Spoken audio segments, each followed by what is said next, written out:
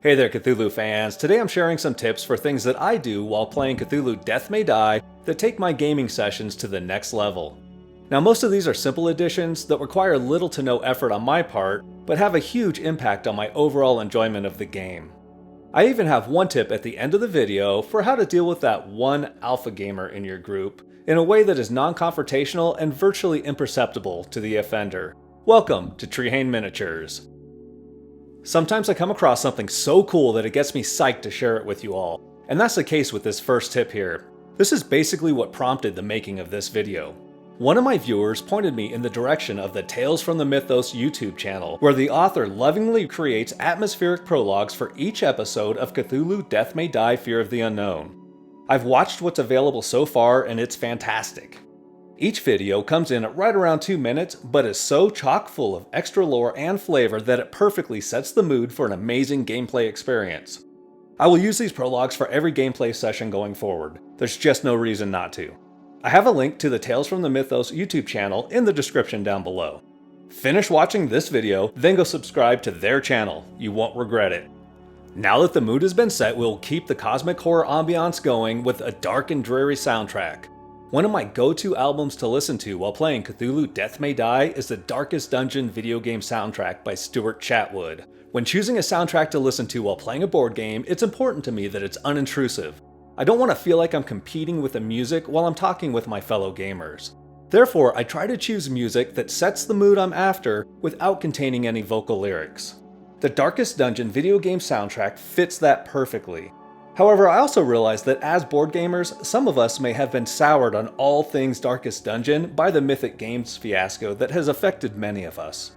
The mere sight of this album cover may be repulsive to some. Probably my favorite music to listen to while playing this game is by Midnight Syndicate, which creates perfect Gothic horror soundtracks. A major perk of being a Midnight Syndicate fan is that they have over a dozen albums, and you could probably play through Cthulhu Death May Die in its entirety and never listen to the same song twice. Their albums are available for purchase from their website, and you can also find their music on YouTube and Spotify, and it's all really good stuff. And this is as far as I go with the non-gameplay related components. The addition of candles, clothing, character acting could all add to your immersion if you're more of the extroverted type of gamer, but that stuff isn't really for me. Now that we've set the stage for successful gaming by creating the perfect environment, we'll turn our attention to the game itself. And what better way to add to the immersion of the gameplay experience than to paint our miniatures? You're already watching a board game painting channel, so that resource is right at your fingertips.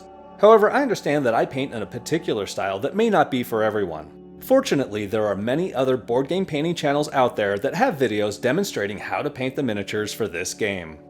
Darkstorm Rising is a more Warhammer-focused painting channel that I have just started to follow, as it appears he has recently gotten into painting miniatures for Cthulhu Death May Die. His approach with painting technique appears to be somewhat similar to mine, but he tends to stay truer to the character art found in the game, which you may appreciate.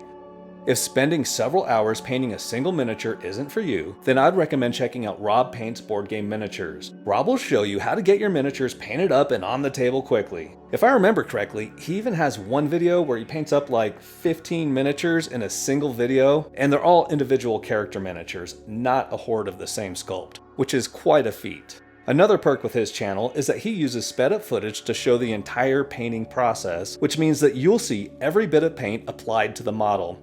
There are plenty more channels out there, but these are the two that I've been watching lately.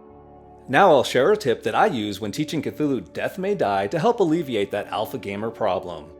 Now, we don't actually have an alpha gamer in our group, which is probably a good indication that I'm the problem, but this is basically a house rule that states that you cannot communicate or offer advice to somebody else on their turn unless your characters are in the same room together. For me, this adds to the immersion in this gameplay experience. It doesn't completely eliminate communication, but it does eliminate the possibility of one player controlling what other people do on every turn. I use this in every Cthulhu Death May Die game that I play, whether there's an alpha gamer present or not. So what about you? What are some tips and tricks that you use to improve your gaming experience? I'd love to hear your creative ideas. I know I'm just scratching the surface here. Thank you so much for watching. Please hit the like button and subscribe to the channel to join our growing community of painters.